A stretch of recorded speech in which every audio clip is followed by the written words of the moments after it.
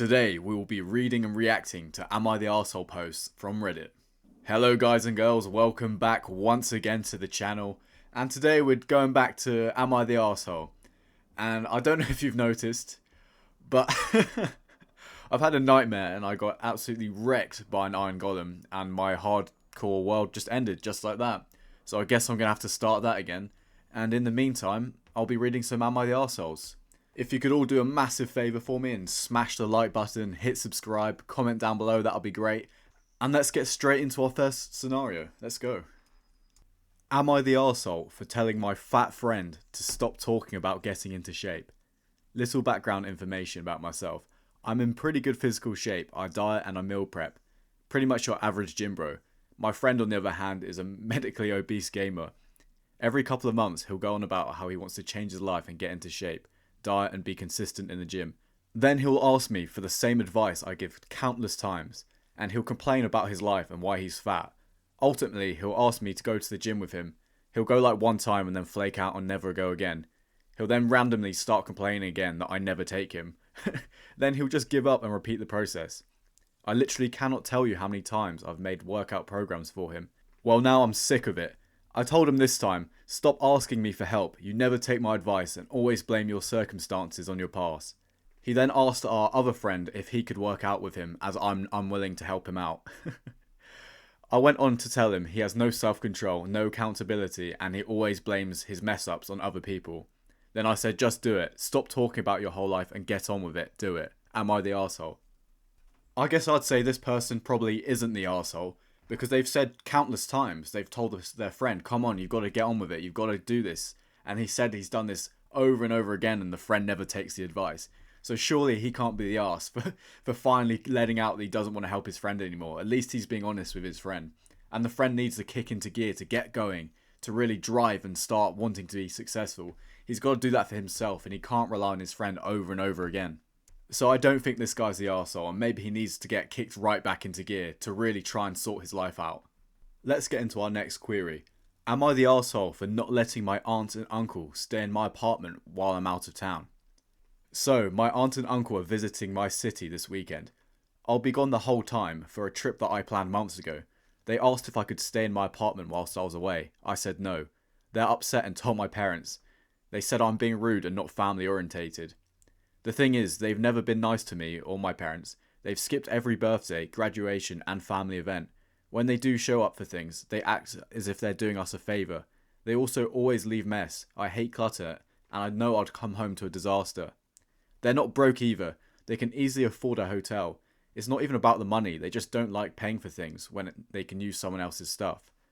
My parents think I should keep the peace and just let them stay over. But I don't see why I should bend over backwards for people who don't even like me. Am I the arsehole for saying no? Well, obviously you're not the arsehole. You don't even like these people. The poster says multiple times that they've never shown any interest in him. And now they just want to use him to take advantage of him.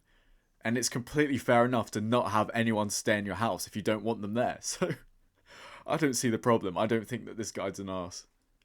Let's move on to our next one now. Am I the arsehole for showing my kids the bills? My friend and I have kids around the same age, both teenagers. Last time I spoke to her, it was before a party we were both going to, and she said she was going to be late because her daughter was taking too long in the shower.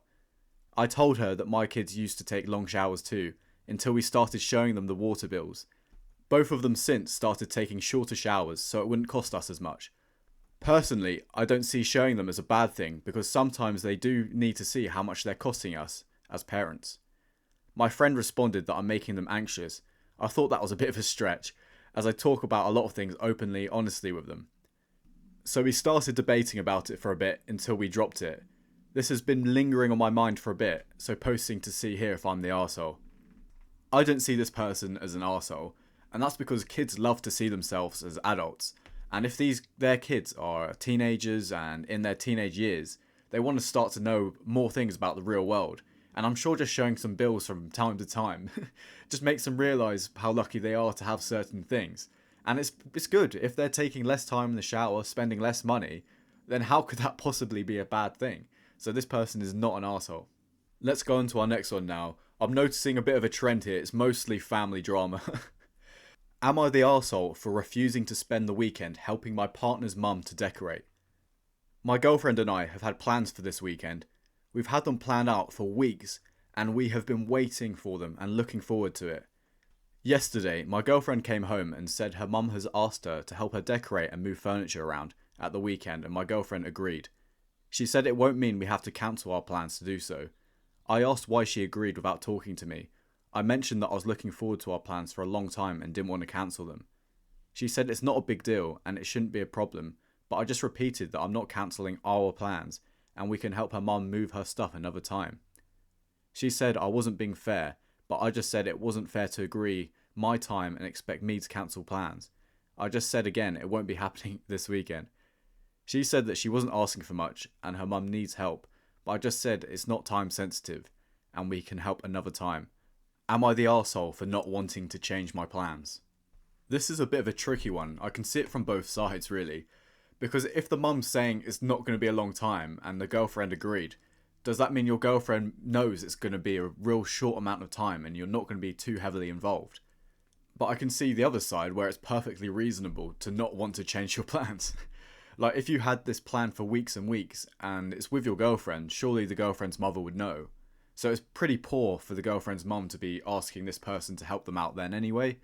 I mean, I personally don't think they're the arsehole, and I think they should just carry on with their weekend as planned. And that's because, like they said, they've had it scheduled in their diaries for months and months upon end. So why should they have to just change their plans last minute? So again, another not the arsehole here. Let's move on to our next one. I hope we find one where they're actually in the wrong. Let's try and get into another one. Am I the arsehole for telling my friend she's in the same league as men she calls ugly? My friend 19 downloaded dating apps like Tinder and Hinge for the first time about a few weeks ago. For reference, she's the type that always says she wants a boyfriend, wants to do couple things, feels lonely, and always says that she's single. She's also, in my opinion, at least, very normal and average looks-wise. Not ugly, not hot, just okay. Since then, she's been complaining to me that almost all men are ugly, short, etc., and that she doesn't match with anyone hot. I asked to see which people she was calling ugly, and so she showed me her likes, and it mostly showed people perfectly in her league, as in moderately attractive guys. I told her that these guys were all in her league and she should give them some sort of chance, since she always complains about wanting to be in a relationship. She then denied that she's in the same league as them and said that she's much more attractive than them. I pointed out that in her own words, she doesn't match with any of the guys she does find attractive, so she's not in that league. She said I was an arsehole, and now I'm wondering if you guys agree. Wow. I don't really know. This is a pretty hard one to judge. I guess it comes down to the question, is it okay to put your friend down a peg? I don't know. Because she basically said to her friend she's not as good looking. Well, that's exactly what she said. She said, you're not as good looking as you think you are. And that's the question, really. Are you an arse for telling your friend, look, you're not as good looking and you need to lower your standards? Or should you be supportive? Should you be on your friend's side? I don't know. Thing is, it's never nice to just roast other people on their looks. So I guess that's what her friend was basically doing to her, trying to get her to think that she's in the same league. I don't really know. Oh, I guess she's a bit of an arsehole because you can't really say that to your friend. You're meant to be supportive. But if she just wants her friend to be in a relationship, then I guess she might need to hear that. I don't know. Let's get into the next one. Am I the arsehole for reminding my mum that she disappeared for 6 years? My mum and dad divorced 6 years ago. Her new husband didn't want her to see my dad, and so she let my dad have custody of me and didn't exercise visitation. She contacted us last month saying she had divorced him and wanted to reconnect. Dad told me it was up to me, so I said why not. Things have been awkward since between us. Obviously, I've changed a lot since the last time I saw my mum. When she came over yesterday, I was reading An Offer from a Gentleman. My mum said, you're too young to be reading these toxic romance books. I just stared at her and said, I was 12 when you disappeared 6 years ago. I'm 18 now. She spluttered for a moment and then told me there is no need to use that word. that she made a mistake and there's no reason to throw it in her face? Am I the arsehole? I don't think that they're an arsehole. I think it would be perfectly normal to snap back at someone who's trying to tell you what to do after you haven't seen them for 6 years. Like you said in the story, you were 12 last time, you're now 18. That's a third of their lifetime. That's such a big gap for someone to come in and out of your life. I'm sure the abandonment really hurt this person, and they've probably been struggling about it for years. So the mother can't be so controlling. She's been out of your life for 6 years. She can't say anything. It's been such a long time, and it'll be nice if they manage to build a bridge and grow back between them, but she'll never have that say in this person's life again. I don't think that she would ever be in the position to tell this person what to do ever again. Let's get into another one. Am I the arsehole for giving my daughter $60 a week, but my son nothing? I, 45, have 2 kids, 17 and 15. We moved earlier this year to be closer to my parents, as my parents' health is declining. My daughter was excited about the move, but my son struggled to adjust. Due to the move, my job shifted to hybrid, and I needed to work from home. My bedroom is too small, and the only options were to use the lounge or one of the kids' rooms during school hours. I proposed this to them. My son flat out refused and said hell no. But my daughter offered her room and half joked about charging me for rent. I thought that was fair. As I get $20 a day work from home allowance, I agreed to give it to her if she was okay with me setting up a small office in her room. I work from 8:30 to 5, and she usually starts her homework right after I finish, so it's all working out. Now the issue is my son is annoyed that my sister is getting $60 a week. I don't do regular allowances, just canteen money, about $10 a week, and other needs as they come up. I told him he had the same opportunity, and he's just out of luck. He got angry and brought up the move, saying he never gets to see his friends. For the record, I drive them back every 2 weeks to visit. I told him I understood his feelings, but said I won't tolerate being spoken to like this. He then started an argument with his sister too, going in on her for being opportunistic, and she called him a whiny little arsehole. To cool off, I offered one of them the opportunity to stay at the grandparents for the night. Not as a punishment, but to break the tension. My son opted to go, and while I dropped him off, my mum told me I was favouring my daughter, and I should be paying them equally. My dad disagreed, saying my son had the chance, and was out of luck as well. Am I an arsehole for not giving my son part of the allowance? I can really see why the son would be pretty annoyed in this in this scenario, because $60 a week is a lot of money. $60 a week in a year is $3,120 that the son is missing out on compared to the sister. So automatically you'd be so annoyed at that. And it sounds like the son's struggling anyway. He's had to move schools, he's had to move away from his home, and now he's living a different life, and on top of that his sister's earning a nice $3,000 a year. But I do get it though, because to have your mum constantly working in your room means that she'll have all her equipment in your room, and you'll be displaced for a few hours a day at least. So there should be some compromise there, but maybe not $3,120 per year. Because of their age, do you think this deal would have been slightly better to do on the low? Like, do it quietly and in secret rather than causing house politics? I don't know. Let me know in the comments down below what you think for this one, because I don't know if this person's an arse or not really. Yeah, let me know down below. And let's get into our next one. Am I the arsehole for ordering alcohol? I'm currently on a solo trip in Tenerife. It's all inclusive to save myself having to look for places to eat by myself. The hotel has club style seating, meaning that all tables are tables of 8 people and you get sat together. Apparently it's to encourage a sense of community and conversation. Last night I was seated first and had a glass of wine. A family of 5 got seated at my table, 2 adults and 3 children. The mother turned to me and said, "We do not wish to expose our children to women drinking alcohol." I smiled and said perhaps they should ask to move tables if this was such a big issue, because I will be drinking wine. They noticed I was on my own and made passive-aggressive comments about this. I went up to get food, and on return the wine had disappeared. A waiter came over to me and asked to see my wristband for the all-inclusive, and said that a family had told them I was underage and must have sneaked away from my parents. He was very apologetic and returned with a fresh glass of wine afterwards, just as the family came back from food. Am I the arsehole for then requesting the waiter brought me the full bottle along with a couple of shots of vodka? The family stormed out the restaurant when I drank these shots as they arrived. This person is definitely not an arsehole. Could you imagine being told that by a random family? If you don't want your children seeing people drink alcohol, maybe don't take them to a restaurant, and definitely don't take them to an all-inclusive restaurant.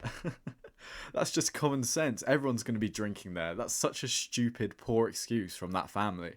Also, why would they go to the waiter and lie about them sneaking away from their family? That's such a weird comment. I don't know why you'd do that. That's really, really weird.